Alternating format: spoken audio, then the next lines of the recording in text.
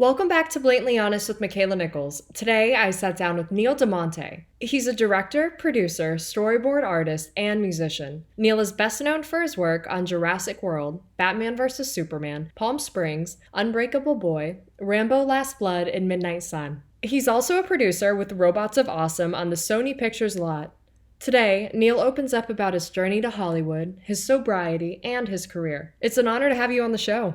I figured we would start at the very beginning because, as the song goes, that's always the best place to start.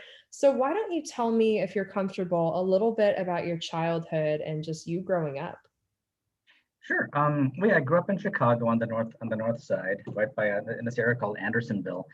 So we had a parish called Saint Ida's Parish, which was like in our general neighborhood, and like pretty much everybody from our neighborhood usually went over there. And we had a mixture of every nationality and every creed. So I got so like like there was never a situation about like anything racial. Everyone kind of like just knew each other and got along. We had like backyard barbecues and even like block club parties, which Yeah. I haven't seen out here in California yet. But they had like a couple of areas with different streets. They all kind of get together and have like a live band playing, and they have like food, and it was really pretty cool. So you always kind of knew who your neighbors were. And yeah, so I was raised in a Catholic family, mom and dad. My grandparents on my mom's side lived with us, and I have two sisters. And yeah, we all lived in a big house in Chicago with my cousin Kenny. He lived with us too. He came over here to do his studies to get his engineering degree. And yeah, so like it was pretty fun actually. Like because we had like Chicago's a super big city and it's very clean, but it's also we have a lot of because it's in the Midwest, everyone kind of seems to know each other, even if you're like anyone in the city, you always seem to know someone who knows someone else. And you always had that neighborhood feeling in that area, it's just because it's like that's the kind of area that it was very like a family vibe-ish. And yeah, my parents, my dad plays guitar, my mom played piano, and they're both artists in their own way. So like I kind of picked it up from them. They kind of always supported me on that. So I grew up watching cartoons and Battle of the Planets, and then my parents got me into a lot of the horror stuff by watching Kolchak the Night Stalker and Dark Shadows and a lot of the Hammer films back then. And then as a kid, that's what kind of got me. Like I kind of took all those things, in the back of my head and kind of kept them there when I was always doing stuff and writing things and coming up with ideas. And it slowly that was like the foundation of how I got into the film business, actually. So my parents kind of like opened me up to a lot of those things when I was growing up. Wow. That's awesome. Sometimes it's either hit or miss with that. I feel like some parents are like, yeah, like totally do it. And other Mhm. parents are like, oh my God, no. So Yeah. that's cool that your parents are really supportive, obviously, with their background and stuff. I mean, did you think that going out to Hollywood, living out in LA, I mean, when did you make that move? Did you think that was something that was going to happen, or did it always kind of seem like out of reach? No, well, what's really funny is, and I'm going to be completely honest with you, like I was applying to schools out in California to get, because I got a 2-year architecture degree in Chicago from Mm. Oakland Community College, and I wanted to go out to California and pursue architecture. But at that point, my dad told me too, if you're going to get a degree in something, get it in something you're good at, but then like get a degree because I know you want to go into film and doing movies and everything, but like being a rock star. So like go do, but like go get your degree in something like this, like something that you have a passion for that you're good at. Then you can like when you go out of school, you at least have that to fall back on in case you completely screw up at everything, which was good advice. Yeah.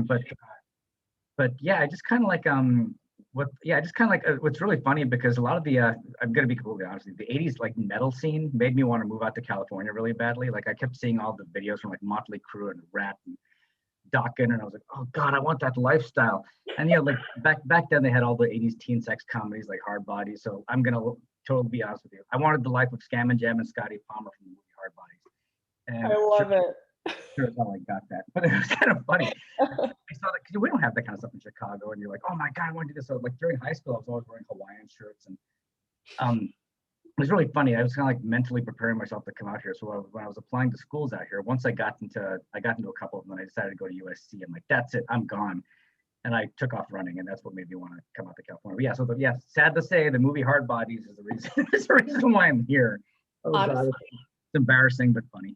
no, I think that might be my favorite, like, what made you move out to LA. I think that might be my favorite answer ever. So thank you for Thanks. that because that is one I have not heard. But nonetheless, it is now my favorite.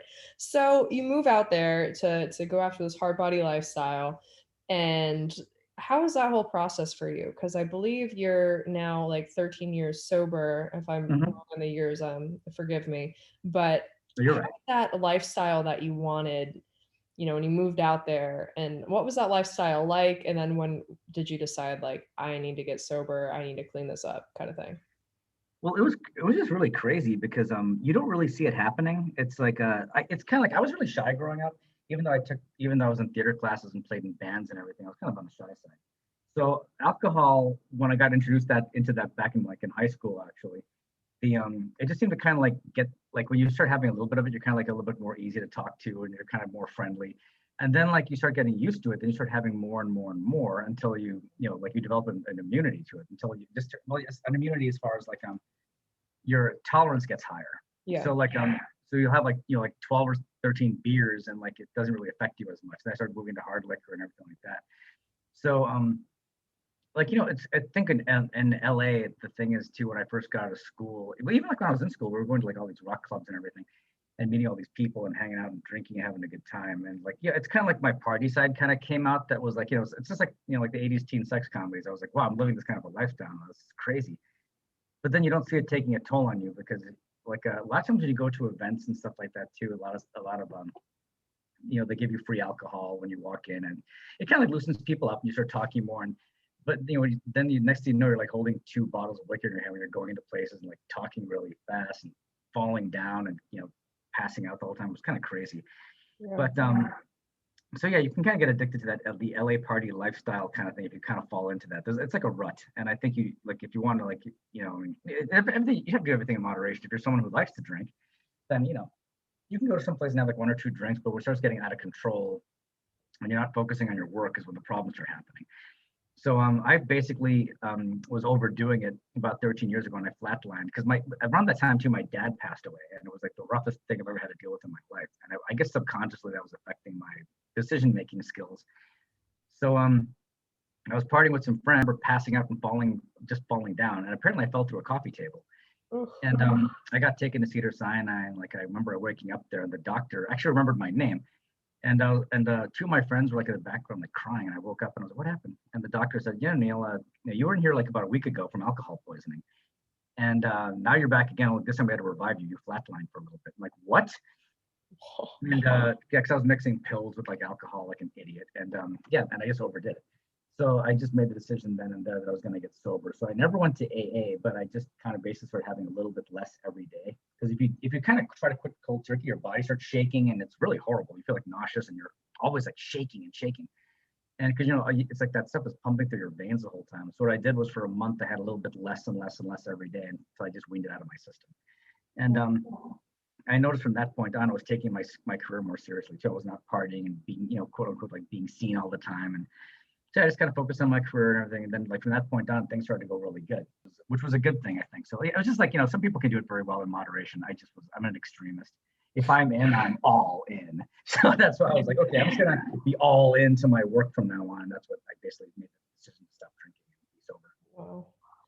Wow.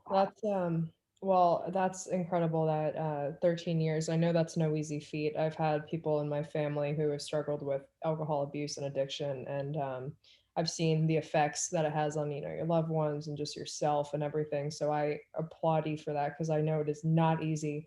So that's awesome. But I'd like to ask you, just because, you went out to LA because you wanted this lifestyle, right? You wanted this crazy lifestyle. You were like, I'm going to do the damn thing and it's going to be great. And what advice do you have for the kids that want to go out to LA? They see these influencers and these celebrities like partying, and they think that drinking and doing drugs is like the coolest way, and you're not going to be successful if you don't do those types of things. What advice do you have for those kids? Well, yeah, it's like an illusion. So I fell into it just because I'm not gonna lie, I was hanging out with like Tommy Lee from Motley Crue. That tells you everything right there. So yeah, the stories I could tell. But it's just kind of like you have to really kind of keep yourself in check. If you have like an addictive personality and you're always looking for that new high all the time, it's really rough. So, like the thing with Los Angeles is too, you have to. My biggest advice is make friends and just kind of listen a lot when you talk to people. Because I think when you listen to people, everyone will tell you their different stories, and you kind of can take those things, those learning experiences, and can cater them to whatever is going to help you progress. And you just have to be determined too. I've seen people who come here within 2 years, they move back home, and like a lot of the people that I moved out here with, who are in that same clique are now all becoming producers and directors and like are actually working pretty regularly on TV series because they all stayed. It was rough. You know, you have to kind of have a nice, like when you come out here, really make friends and have like a nice clique of people you kind of hang out with, and actually that each one of you has your backs. No one's try not to be competitive with one another. Yeah, because it'll eat you alive. So I think you have to kind of like really establish a good friend base, and like when you get here, you know, like I said, when you go to parties, you meet people too, but like you have to kind of, you know, you'll meet a lot of people, but you slowly will wean out the ones who just have to hang out and party and get drunk the whole time and be seen and getting selfies taken.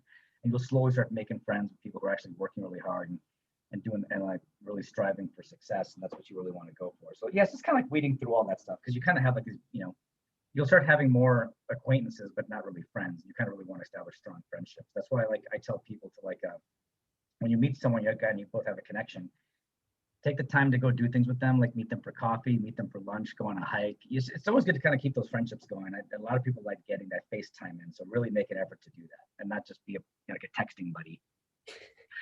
Yeah, especially my generation needs that advice, like, I think the most. They're like, "Oh, they're my friend on Instagram, and, like, we DM each other." I'm like, "Oh my god, like, that is not," if you called that person, they'd probably be like, "Oh, yeah, whatever, man," but, like, actually go do things. So, that is a brilliant piece of advice, especially for my peers, because God knows they need it.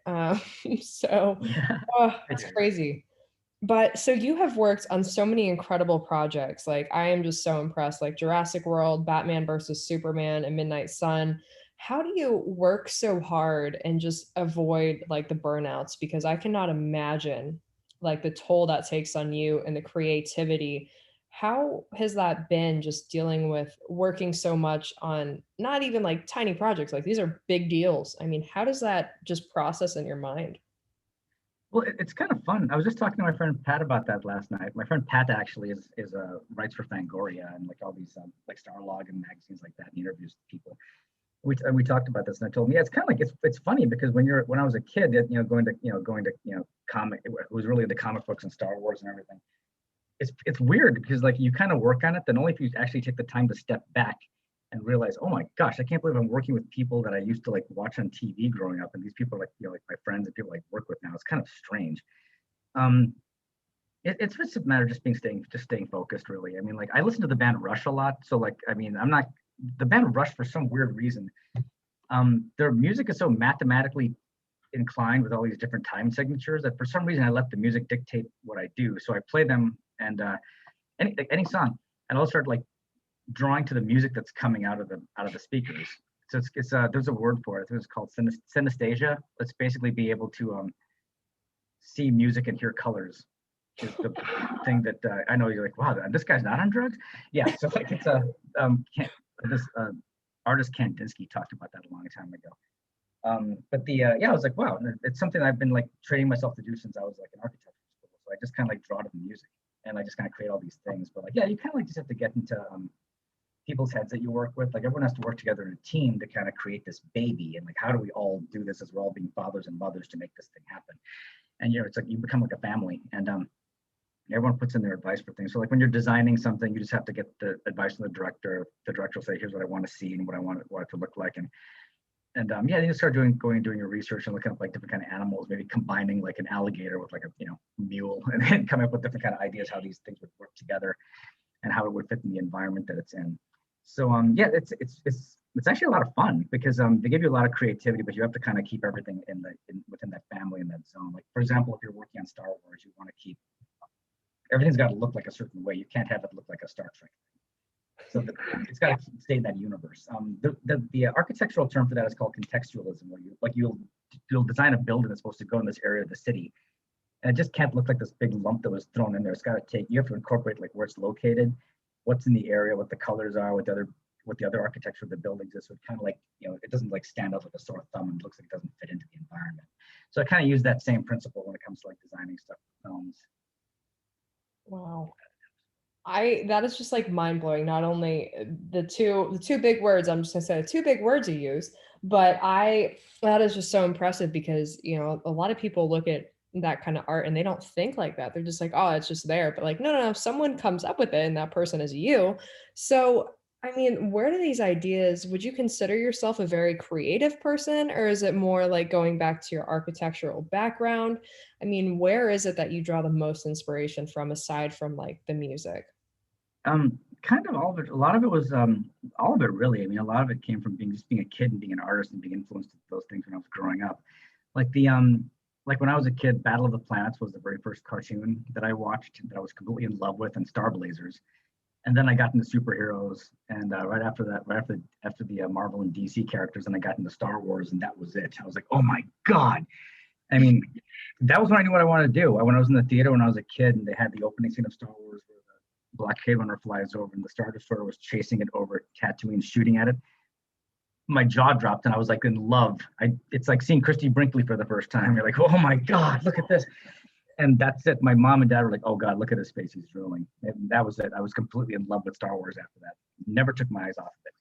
And I kind of wanted to, if you can't beat them, join them. So I kind of wanted to do that for a living. That's what kind of really got me into it. So yeah, I draw a lot of my inspiration from Star Wars and a lot of the sci-fi books, like even like movies back then too. Like I liked Zardoz and like Logan's Run, Battle Beyond the Stars, like a lot of sci-fi fantasy things what kind of drew inspiration from, and obviously comic books too.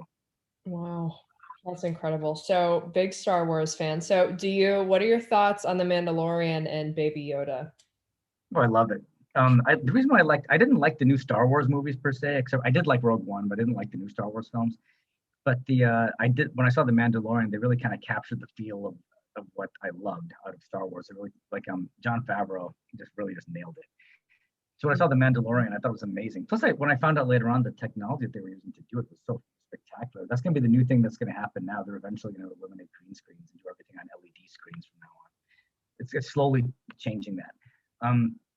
But when I saw what you could do with that kind of technology, I mean, in addition to the show being amazing, just being a really good way of telling stories, which was important.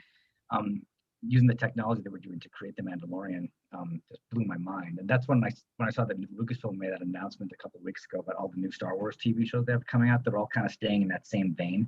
I had a meltdown. I was like, oh my God, this is amazing. I mean, not to ruin it for your viewers or anything, but like I won't say anything and give anything away. But the last episode of season 2 of The Mandalorian, I was like literally crying. I was like, this is amazing. This is exactly what I wanted to see. And this is what like made me fall in love with Star Wars all over again. I also, yeah, I'm like, I can't wait. I mean, not only do I think Baby Yoda is the cutest thing, but the way they ended that episode, I was just like, okay, this is actual like hype. Like I am so excited. Yeah, me too. It's gonna be a lot. So you've worked on, so many cool projects. I mean, do you have like a particular favorite, or is that just like the worst question ever? Like you don't have a favorite because they're all your favorite in some aspect. No, it's a great question actually. Thank you. I think like honestly one of my most favorite projects that I worked on was actually one of the most tedious ones, which was the movie Midnight Sun. Scott Spear, who directed that film, is actually a very good friend of mine, and that was the first movie that he was. I think that was the first film he was. Yeah, that was the first time he was directing like a bigger budgeted film, and he went to Canada and originally and was getting set up over there. So the schedule was so crazy that I had to storyboard every frame of that film, but it was all being done the night before. So like it was crazy. Yeah, we had the schedule, and like Scott would be on set working, then he would call me at like or send me an email at a certain time saying like I need these scenes storyboarded. Just knock them out. So I would stay up all night long and draw till I dropped dead. And then like around like 5 o'clock in the morning, I would like scan them all in, praying to God the Wi-Fi wouldn't cut off, and like send them to him. So he would get them on set by 7 a.m. and then had to show the entire crew what was happening that day. So if I did not come through, the movie's done. So we were like, it was really stressful, but we managed to pull it off. And like, it was really nice when we had the premiere too. Scott actually got up and talked about it and actually said that he actually thanked me in front of the whole audience at the premiere, saying I could have done the movie without this guy. It was really cool. That was a very sweet thing for him to do. And yeah, he and I have been really close friends for like a long time, and we've always worked together. So that was like probably the most fun one, but although it was the most tedious because I learned a lot. Because when you're having to rocket through things, you have to come through immediately and go, oh my gosh, how are we in this little area of where this movie's being filmed? Where are you going to put the camera, and how are you going to stage the actors and knock everything out like in one day to move on to the next bunch of scenes? So it was really crazy, but we knocked it out, and I had a stack of storyboards because I do everything by hand, by the way. So like I had a stack of storyboards about 3 inches thick from that movie, which is the biggest one that I did. Wow. Wow, wow, wow. That's just it's so impressive to hear, and let alone, I mean, I cannot imagine you're just working through the night, and that's awesome that he thanked you because clearly, yeah, he couldn't have done it without you, and I think that's incredible, and unfortunately, I feel like sometimes, artists such as yourself, like, just don't get the recognition that you guys deserve, and it's like, you guys literally put the team on your back, like, not even kidding. So Thanks. I think that's yeah, yeah, yeah, I think it's awesome. Your latest project, Palm Springs, is being talked Mhm. about all over.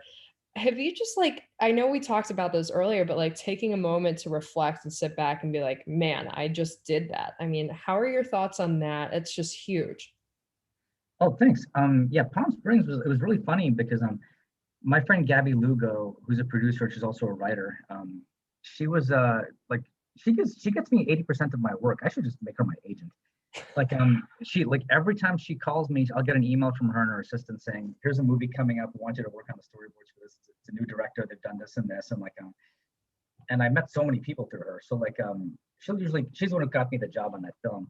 So I met up with Max Barbacow, the director, at a coffee shop in right by the Grove, actually, in over here in Hollywood. And we were like, we met up, a really nice guy. We talked. I think he did like one short, no, he did like one feature and like, or like a couple of short films, something like that. And then he was really cool. He knew what he wanted. And I just asked him, like, we kind of like lightly sketched out a couple of scenes together. And then we, then like I went home and did those, sent it off to him. And then yeah, he told me to kind of like watch a couple of movies. Yeah, that's one thing I forgot to say. Whenever I meet with directors, I usually ask them to say, for the tone you like, what are some movies you want me to watch to get the feel that you want? And they'll name a couple of movies. Almost all the time, they always name a Big Lebowski. I don't think one person has told me not to watch the Big Lebowski. Like everybody does. So I'm like, yeah, I've seen it. Just Yeah. every time. So I went home and did those scenes. Then we had a meeting at the production office and all the team members and Max. And yeah, we kind of sketched over how we're gonna do all these stunt scenes and like and what kind of cars everyone's gonna drive because the cars had to match their personality. Pretty interesting way of how people get together in a room and talk about these things. So like everything you see on a movie, even like Palm Springs. Palm Springs had like I think a $6 or $7 million budget, something like that. But like it was everybody kind of like it's like you have to think of everything. Everything you see on film is being thought of, like what the characters are wearing, what kind of car they drive. It's all an extension of their personalities. And when you Mhm. sit in a meeting like that and people are going over costume, wardrobe, like sound, special effects, stunts, it's like wow, it's really intriguing. So yeah, we did the film and like I wasn't on set. They were actually filming in Santa Clarita and did a couple of scenes in actual Palm Springs. And then like last year around this time, I had a bunch of friends contacting me, saying they're actually all in over at Sundance, and asking if I can get them tickets for the screening of Palm Springs. I'm like, look, I heard it's over. I was if I had extra cash back then, I would have taken a flight down to go to the premiere. Um, to the screening, but a lot of friends of mine were asking about it. So I was like, oh, that's really weird. There was like a lot of waiting lines. There was like people like waiting in line on waiting lists to get into the movie. And next thing I know, I heard that when it got sold, it it like it was the most expensive movie ever bought at Sundance by just like 49 cents or 69 cents or something like that. It beat like the last record by just like, a couple of cents. And then the movie came out, and we had the pandemic obviously, so we couldn't have a premiere or anything like that. But we had a we like it was showing on Hulu and then also showing in some drive-ins. So it was really thrilling to go to the drive-in and we go to the drive-in. It's called the Mission Tiki. It's over here in the valley. And we went over there and like yeah, it was a big line of people waiting to get into the movie. I'm like, this is amazing. Oh my God. So I kind of like stuck out of the car and like when everyone was like, clapping before the movie started, and I was recording it on my camera to send it to the producers. Say, hey, look how many people are here at the drive-in to see our film. And it was really thrilling to see that it was it's always cool to see your name in the credits on a big screen too, which is pretty awesome. But then like I heard that was getting a lot of Critics' Choice Award nominations and everything. That was really amazing because I think in a really weird way because of the pandemic hit, a lot of the smaller movies that would have not gotten as much exposure are getting looked at now. And I think that was actually a pretty good thing to happen. So yeah, we've been getting some award nominations too. So hopefully everything will go well with that. But yeah, it was a really fun movie to work on, and the cast and crew are all really cool. Everyone was super nice and very easy to work with, and like very contributive to getting things done. And yeah, it was a pretty amazing movie experience. That's awesome. Well, fingers crossed for you and everyone else with the award nominations. That's just huge. Thank What you. an honor. Let's talk a little bit. Let's shift gears for a moment and talk Comic-Con. I mean, I I've had friends that have appeared on panels at different Comic-Cons and all that kind of stuff. For people that have not experienced it, how would you describe it and what speaks to you most about this event?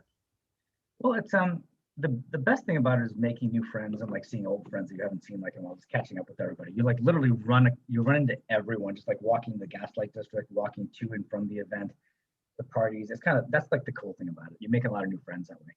And everyone's kind of who goes down there is really the pop culture. So if you're into like everything from Star Wars to comic books to pop vinyl figures to collectibles, sci-fi, fantasy, there's a little bit for everybody to see.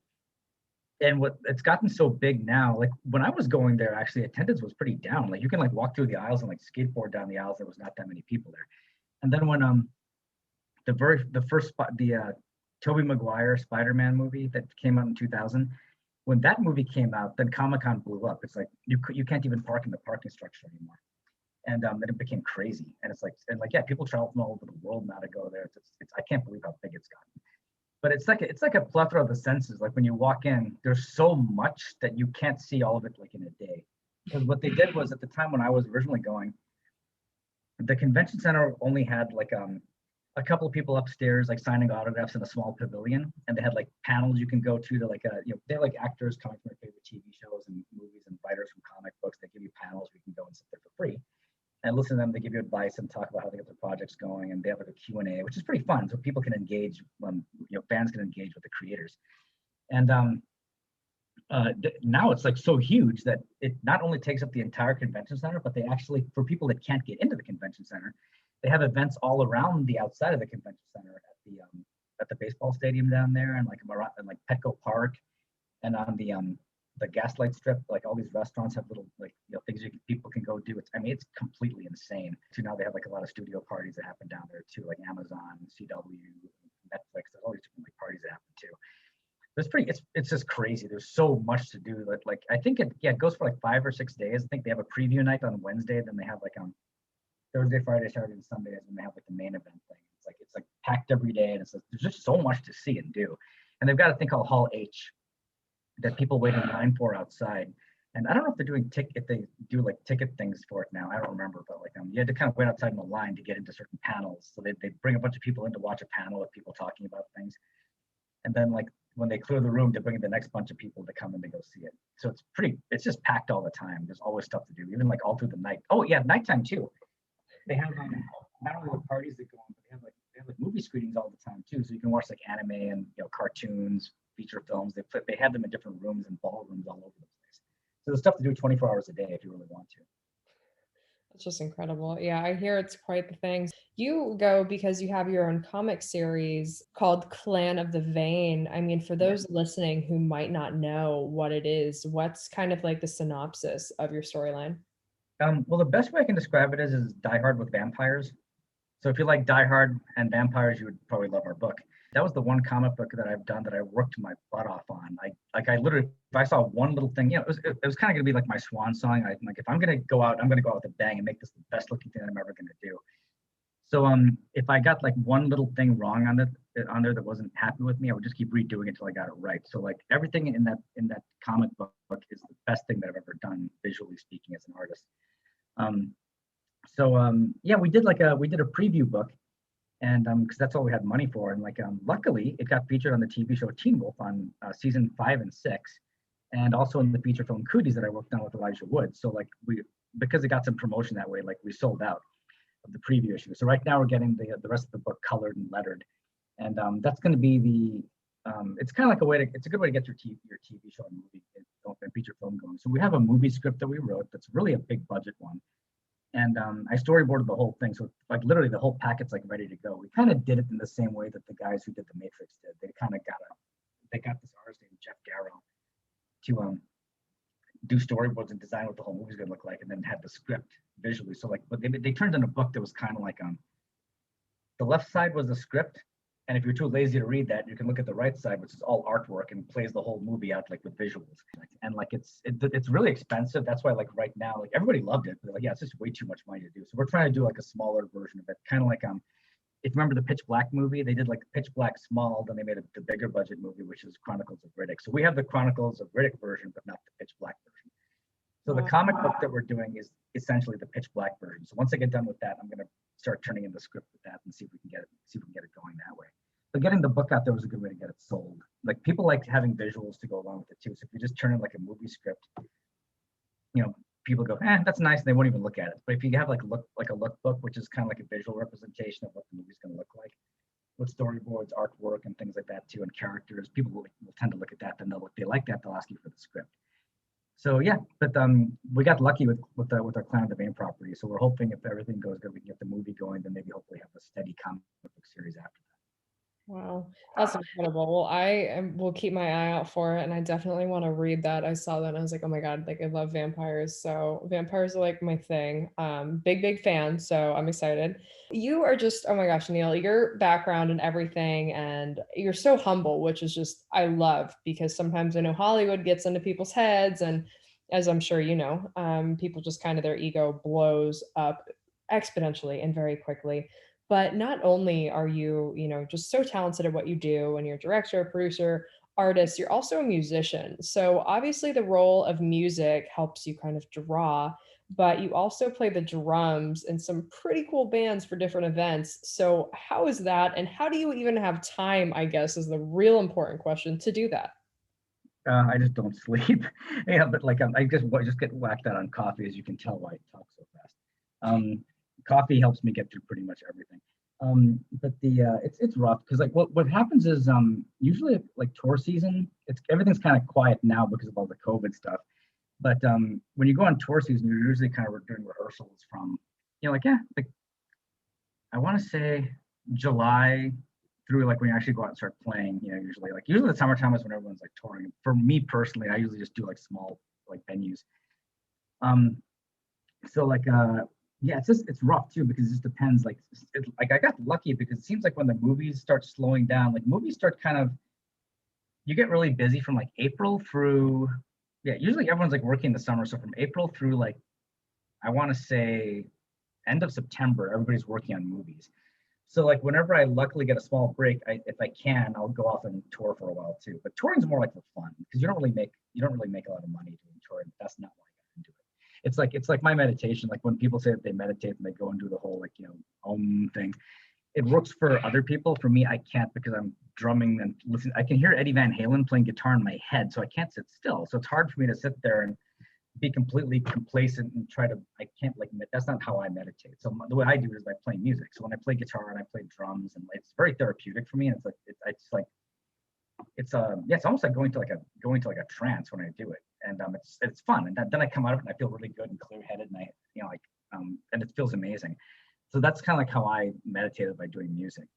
But yeah, it's just like it's hard with the schedule sometimes too, because I've been lucky the last couple of years where like, it just so happens that like movies are like, if I'm in between gigs for movies, I can actually take time to go to rehearsals and go on tour.